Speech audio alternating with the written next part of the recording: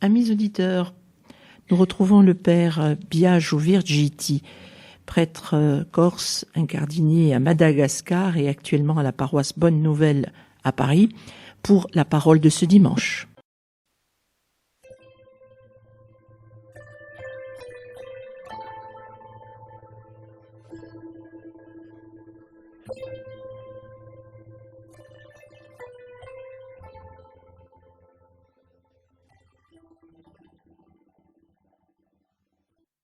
Chers amis de votre radio chrétienne, bienvenue pour cette nouvelle émission. Nous allons rentrer dans le dimanche des rameaux. Nous allons commencer tout de suite par la proclamation de l'évangile, qui sera une très brève partie de l'évangile de la Passion que vous entendrez ce dimanche. De l'évangile selon saint Marc.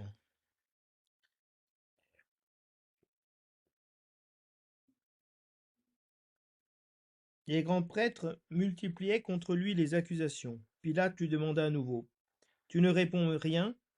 Voici toutes les accusations qu'ils portent contre toi. Mais Jésus ne répondit plus rien, si bien que Pilate fut étonné. À chaque fête, il leur relâchait un prisonnier, celui qu'il demandait. Or, il y avait en prison un dénommé Barabbas, arrêté avec des émeutiers, pour un meurtre qu'ils avaient commis lors de l'émeute. La foule monta donc chez Pilate et se mit à demander ce qu'il leur accordait d'habitude. Pilate leur dit: Voulez-vous que je vous relâche le roi des Juifs? Ils se rendaient bien compte que c'était par jalousie que les grands prêtres l'avaient livré. Ces derniers soulevèrent la foule pour qu'il leur relâche plutôt Barabbas. Et comme Pilate reprenait: Que voulez-vous donc que je fasse de lui que vous appelez le roi des Juifs? De nouveau ils crièrent: Crucifie-le. Pilate leur disait: Qu'a-t-il donc fait de mal? Mais ils crièrent encore plus fort: Crucifie-le. Pilate, voulant contenter la foule, relâcha Barabbas, et après avoir fait flageller Jésus, le livra, pour qu'il soit crucifié. Quand arriva la 6e heure, l'obscurité se fit sur toute la terre, jusqu'à la 9e heure. Et à la 9e heure, Jésus cria d'une voix forte: Éloi, Éloi, lema sabachthani. Ce qui se traduit: Mon Dieu, pourquoi m'as-tu abandonné? L'ayant entendu, quelques-uns de ceux qui étaient là disaient: Voilà, il appelle le prophète Élie. L'un d'eux courut tremper une éponge dans une boisson vinaigrée, il la mit au bout d'un roseau et lui donnait à boire, en disant: Attendez, nous verrons bien si Élie vient le descendre de là. Mais Jésus poussa un grand cri, expira.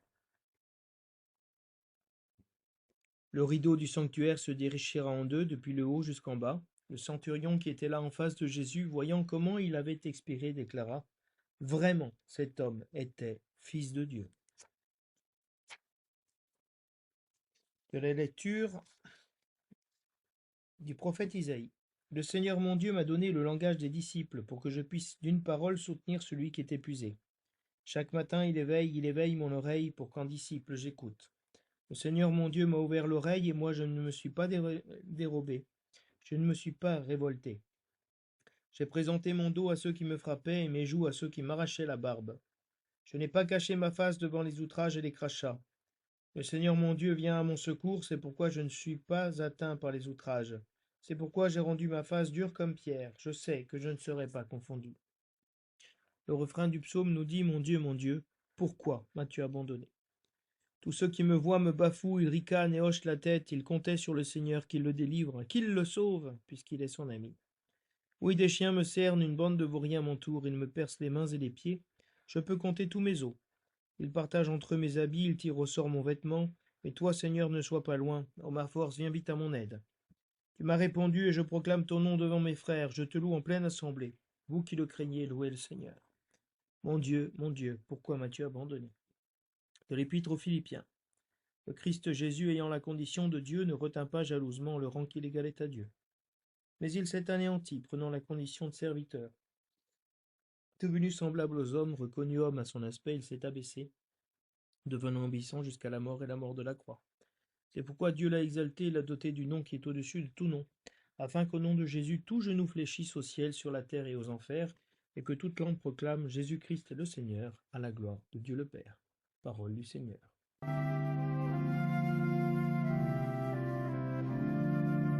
La liturgie des rameaux est très importante. Elle vient de la liturgie de Jérusalem, cette procession avec les rameaux Et elle s'est unie progressivement à Rome à la tradition que nous avions de proclamer la Passion selon saint Matthieu pendant la célébration donc, des rameaux et de la Passion. Et donc ces deux traditions, celle de la procession avec les rameaux, avec les palmes, et celle de la contemplation de la Passion, ont été unies progressivement dans la liturgie romaine, et c'est ce que nous avons aujourd'hui. Donc nous avons deux temps dans cette cérémonie, célébration. Le temps où justement, après 40 jours, où nous avons préparé nos cœurs par la prière, la pénitence et l'aumône, nous sommes rassemblés au début de la semaine sainte, donc dimanche des rameaux, début de la semaine sainte, pour commencer avec toute l'Église la célébration du mystère pascal. Donc ce que nous allons célébrer dans ce dimanche, c'est le mystère pascal, c'est-à-dire la passion, mort et résurrection de notre Seigneur Jésus-Christ. Aujourd'hui, le Christ en Jérusalem, la ville sainte, où il va mourir, est ressuscité. Mettons toute notre foi à rappeler maintenant le souvenir de cette entrée triomphale de notre Seigneur, suivons-le dans sa passion jusqu'à la croix, pour avoir part à sa résurrection et à sa vie. C'est le sens de du mystère pascal, de suivre Jésus-Christ, de rentrer à sa suite pour avoir part à sa mort et à sa résurrection. Donc c'est un temps très précieux qui nous est donné. Je vous lis l'antienne qui ouvre la messe des rameaux. Dieu éternel et tout-puissant, pour montrer au genre humain quel abaissement il doit imiter, tu as voulu que notre Sauveur, dans un corps semblable au nôtre, subisse la mort de la croix. Accorde-nous cette grâce de retenir les enseignements de sa passion et d'avoir part à sa résurrection. Donc il y a bien ici toute une pédagogique à l'Église pour que nous imitions le Seigneur. Nous prenions le Seigneur pour modèle dans son abaissement, parce qu'il a voulu montrer au genre humain qu'il était capable de descendre et de nous sauver au plus profond de notre faiblesse. Tout le carême est fondé sur le catéchuménat, c'est-à-dire faire mourir le vieil homme à travers la croix, à travers les souffrances de notre vie que nous acceptons comme une manière, l'unique manière qu'a Dieu de crucifier le vieil homme en nous, et comme l'acte d'amour que Dieu fait, parce que la souffrance est une élection que Dieu pose sur ceux qu'il a choisi pour manifester au monde cette nature de Dieu qui s'abaisse dans la souffrance, et qui, dans la souffrance, comme le buisson ardent, brûle, mais ne se consume pas, souffre, mais ne meurt pas. Ne meurt pas, je parle ici de la mort de l'esprit et non pas la mort physique. Donc il y a toute cette pédagogie qu'a la liturgie de nous faire rentrer dans la passion, dans cet abaissement de Jésus-Christ. La préface nous dit, alors qu'il était innocent, il a voulu souffrir pour les coupables. Et sans avoir commis le mal, il s'est laissé juger comme un criminel. En mourant, il a détruit notre péché. En ressuscitant, il nous fait vivre et nous sanctifie. Donc Jésus-Christ a voulu nous donner un exemple en mourant pour les coupables, pour les criminels, alors qu'il était innocent. Est-ce que nous, qui sommes innocents, nous acceptons de rentrer de prendre la culpabilité des coupables, les crimes des criminels pour les sauver? C'est la mission du chrétien. C'est ce que cette liturgie des rameaux et de la passion veut nous aider à prendre conscience pour adhérer à cette vie nouvelle que le Seigneur vient nous donner. La bénédiction solennelle dira: Dieu votre Père vous a donné dans la passion de son Fils la plus belle preuve de son amour. Où est-ce que je peux voir l'amour de Dieu? Dans la passion de son Fils, dans la manière dont il est mort pour moi. Qu'il vous aide maintenant à découvrir à son service et à celui de vos frères jusqu'où va le don de sa grâce. Donc le Seigneur veut nous conduire jusqu'à donner notre vie jusqu'au bout. On entendra le jeudi saint, il aima les siens, il les aima jusqu'au bout. Il vous a donné de vivre en Jésus qui a subi la mort pour vous sauver d'une mort éternelle. Qu'il vous fasse don de cette vie. Quelle vie? La vie éternelle, pour nous sauver de la mort éternelle. Après l'avoir suivi dans les épreuves, puissiez-vous entrer avec lui dans sa gloire de ressuscité. Donc nous suivons Jésus-Christ dans les épreuves, non pas parce que nous aimons les épreuves, mais parce que c'est le chemin et la route obligatoire pour arriver à la résurrection et à la gloire éternelle. Terminons rapidement en commentant les deux dernières lectures et le psaume.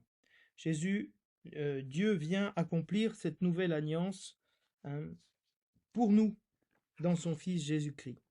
Cette alliance, ce contrat, cette union, hein, elle sera différente de celle qu'il a fait avec nos pères en nous faisant sortir de l'Égypte. Parce que cette alliance, nous l'avons rompue avec nos fautes. Pour ça, nous disons avec le psaume, hein, crée en moi un cœur pur, ô mon Dieu, que j'arrête de rompre l'alliance avec toi.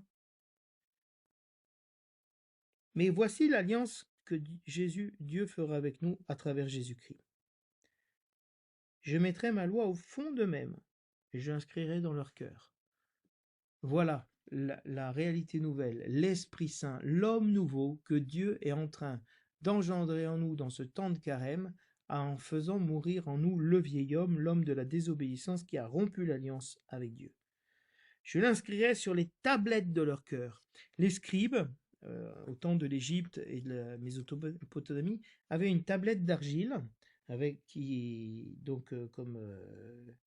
une tablette d'ordinateur, qui était pendue à leur cou avec une ficelle. Donc ils la prenaient, ils écrivaient dessus. C'était une terre glaise. Si vous voulez, ils écrivaient, prenaient des notes dessus sur et donc elle était sur leur poitrine. Et donc c'était l'image la plus évidente d'une inscription qui était collée au corps d'une personne. Alors Jérémie prend cette image pour dire voilà, elle va pas être écrite sur une tablette qu'on pose sur le cœur, on va écrire directement sur le cœur. Comme Dieu a écrit de son doigt sur les tables de la loi, il a perforé les tables, hein, l'écriture de Dieu, c'est pas que Dieu a gravé les tables, l'écriture de Dieu, elle a transpercé la pierre. De la même manière, il va inscrire dans notre cœur, de manière indélébile, de manière définitive. Qu'est-ce qu'il va faire? Qu'est-ce qu'il va écrire? Je serai leur Dieu, ils seront mon peuple. Moi, je suis à toi, toi, tu es à moi. Hein, comme dit le Cantique des Cantiques. C'est l'alliance matrimoniale que Dieu fait avec chacun d'entre nous. Que nous soyons mariés ou que nous soyons célibataires, le Seigneur fait cette ketouba, cette alliance avec lui. Et donc, quand la loi se rend dans notre cœur, cette loi d'amour, on n'aura plus besoin de s'instruire les uns les autres en disant, voilà, apprends à connaître le Seigneur, ton comportement est mauvais. Non, parce que tous l'auront dans le cœur et tous deviendront une création nouvelle. Les plus petits, les plus grands. Et alors, à ce moment-là, Dieu pourra pardonner complètement nos fautes, nos péchés, parce que sera inscrit dans notre cœur la loi nouvelle. C'est ce que fait le baptême. Et donc le psaume répond à cela. On dit, Seigneur, crée en moi un cœur pur, que j'arrête de rompre cette alliance, que je puisse, moi aussi, avoir un cœur purifié pour que tu écrives cette loi d'amour, où moi je suis à toi et toi tu es à moi. Pour que tu raffermisses au fond de moi et que tu renouvelles ce qui est mon esprit. Alors on peut, avec l'épître aux Hébreux, rentrer dans cette obéissance de Jésus-Christ qui est devenue la cause du salut éternel. Jésus-Christ a obéi et nous sommes sauvés pour toujours grâce à son obéissance. L'obéissance sauve. Donc Jésus-Christ, avec de grands cris, des larmes, des prières, de supplications, hein, il a vraiment insisté, il a fait ce qu'il avait à faire. Il invoquait Dieu qui avait le pouvoir de le sauver. Mais Jésus-Christ n'a pas demandé à être sauvé de la souffrance, mais sauvé de la mort, que c'est pas pareil. Et la mort la plus grande, c'est la mort du péché. Le péché que Jésus-Christ a pris sur lui pour le détruire. Et Dieu l'a exaucé, il a été puissant. Et ainsi, le Fils, bien qu'il soit le Fils, tout Fils qu'il était, il a appris à obéir à son papa par les souffrances. Ça veut dire que nous, qui sommes fils de Dieu, par le baptême, nous sommes appelés à apprendre, nous aussi, à être des fils. À être un fils, ça s'apprend. Ça s'apprend comment? En obéissant, en faisant la volonté du Père. Et cette volonté du Père nous conduit à la perfection, parce qu'on devient un autre Christ. Et donc tous ceux qui obéissent à Jésus-Christ, Jésus-Christ a obéi au Père. Si nous on obéit à Jésus-Christ, alors on reçoit le salut.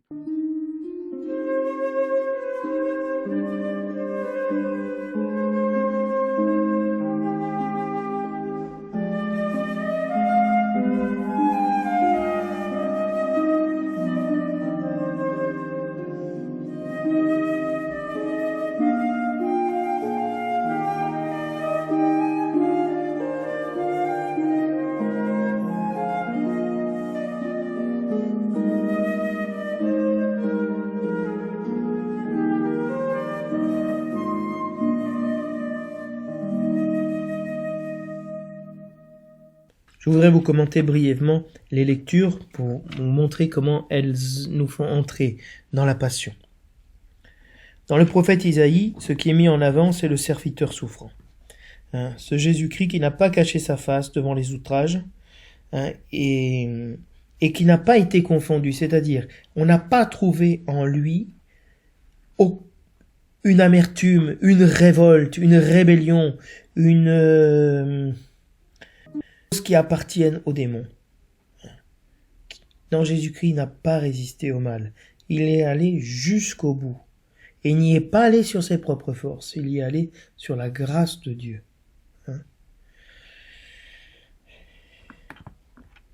Et c'est important de voir comment le Seigneur vient à son secours. C'est pour ça, même si il n'est pas atteint par les outrages. Oui, les outrages lui sont faits, mais il n'est pas atteint pour cela. C'est-à-dire que le mal qui lui est fait ne pénètre pas dans le serviteur souffrant, en Jésus-Christ. C'est une voie nouvelle pour la souffrance que Dieu nous offre. Et c'est très important qu'elle puisse se réaliser en nous.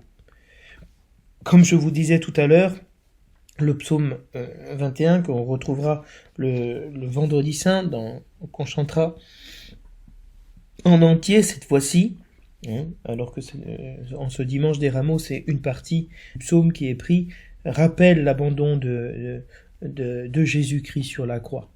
Que Dieu n'intervient pas pour sauver son Fils de la mort, parce que ce mystère qu'il est en train d'accomplir, Jésus-Christ, est plus grand que la mort physique, que la vie physique. Et donc il ne le sauve pas de la mort, il n'intervient pas, parce que Dieu va intervenir dans la résurrection. Et ça c'est très important. Souvent nous rentrons dans ce mystère en disant « Mon Dieu, pourquoi m'as-tu abandonné ?» Parce que nous pensons seulement à cette vie, ou à la vie que nous sommes en train de perdre dans les humiliations, dans les injustices que nous subissons. Dieu fait justice. Dieu relève son serviteur, il ressuscitera Jésus le 3e jour, de manière glorieuse et définitive. C'est pour ça que, si vous voulez, nous pouvons rentrer, nous aussi, sans peur, parce que Dieu permet et n'intervient pas dans la souffrance, parce qu'il veut véritablement nous donner quelque chose de plus et de nouveau, qui est une résurrection de l'esprit. Et donc vous voyez comment ces lectures nous préparent à rentrer dans la passion glorieuse de notre Seigneur. Et l'épître de Paul continue dans cet abaissement. Il s'est abaissé, c'est pourquoi Dieu l'a exalté. Il faut que je diminue, dit saint Jean-Baptiste, et que lui il grandisse. Ces deux aspects, si vous voulez, de l'humiliation, de la passion et de la glorification. Jésus-Christ qui justement n'a pas tenu sa condition de Dieu, d'être traité à l'égal de Dieu, il n'a pas gardé jalousement pour lui, mais il s'est anéanti, il a fait cette kénose, en devenant un esclave. Condition de serviteur veut dire esclave. Semblable aux hommes, reconnu homme, il s'est abaissé jusqu'à l'obéissance de la mort. L'obéissance à qui? À son Père, qu'il a fait passer par la mort. Mais Dieu est horrible, Dieu est un monstre. C'est ce que disait Nietzsche. Si Dieu n'intervient pas, Dieu est un monstre. Et donc, si Dieu n'intervient pas, Dieu n'existe pas. Non, Dieu existe. Dieu a épousé profondément le mystère de la mort, le mystère de l'abandon de la souffrance de l'homme. Et Dieu l'a exalté. Il lui a donné un nom qui surpasse tous les noms. Jésus-Christ est Seigneur, il est Kyrios, il a la victoire sur la mort. Je voudrais, pour commenter l'évangile, vous lire ce que disent la prière de collecte et la préface. Dieu éternel et tout-puissant, pour donner au genre humain un exemple d'humilité, tu as voulu que notre Sauveur prenne chair et qu'il subisse la croix. Accorde-nous dans ta bonté d'accueillir le témoignage de sa force dans la souffrance et d'avoir part à sa résurrection. Vraiment, il y a cet exemple d'humilité que Jésus-Christ nous a donné, et donc de vérité de l'homme. Il a pris notre chair jusqu'à la croix, c'est ce que dit l'Épître aux Philippiens, que nous avons à peine proclamé. Et on demande à Dieu de nous donner, d'accueillir le témoignage, le martyre, de sa force dans la souffrance. Ça, c'est le gage de la résurrection. Alors qu'il était innocent, nous dit la préface, il a voulu souffrir pour les coupables, et sans avoir commis le mal, il s'est laissé condamner pour les criminels. Sa mort a effacé nos fautes, et sa résurrection a fait de nous des justes. Jésus-Christ est innocent, il a souffert innocemment, injustement. Le crime le plus grave au niveau judiciaire du droit, de la justice, c'est de condamner un innocent. Il n'y a pas de chose plus grave que condamner un innocent. Eh bien, Jésus-Christ a accepté de rentrer dans cette gravité. Il a accepté de souffrir pour les coupables que nous sommes. Lui, il n'a pas commis le mal, nous l'avons commis.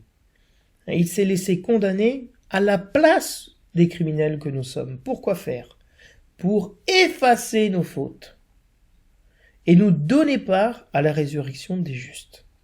C'est-à-dire nous donner l'esprit nouveau, la vie nouvelle. Alors j'espère que quand vous écouterez ce dimanche la passion de notre Seigneur Jésus-Christ, vous pourrez vraiment vous laisser habiter, vous laisser dénoncer par cette parole et de voir que Jésus-Christ nous unit à lui, de désirer devenir comme lui. Devenir chrétien veut dire désirer vivre comme Jésus-Christ, être comme Jésus-Christ dans cette génération. Alors je vous souhaite à tous et à toutes un très bon dimanche des Rameaux, de l'entrée messianique de Jésus-Christ à Jérusalem dans notre vie et dans la passion, que nous puissions être unis les uns aux autres à Jésus-Christ dans la passion pour pouvoir véritablement accomplir notre mission de communauté chrétienne, de chrétiens, de manifester la vie nouvelle. Chers frères et sœurs, je vous souhaite vraiment un très bon dimanche dans le Seigneur, plein de joie de demander que cette réalité s'inscrive au plus profond de nous-mêmes et que nous puissions entendre la voix du Père et être glorifiés avec le Fils dans cette Pâque qui approche. Bonne semaine à tous et à toutes et à la semaine prochaine. Réjouis-toi, Jérusalem, voici que ton roi s'avance vers toi. Hosanna au fils de David, béni soit celui qui vient au nom du Seigneur. Hosanna au plus haut des cieux. Louez le Seigneur du haut des cieux, louez-le tous les unis. Louez-le soleil élu, louez-le tous les astres de lune.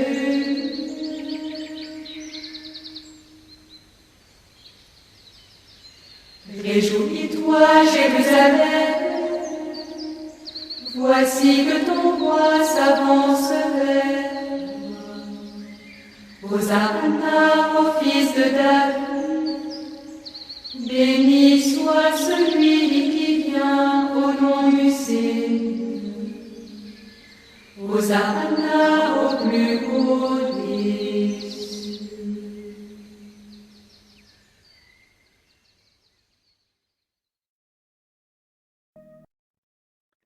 Donc,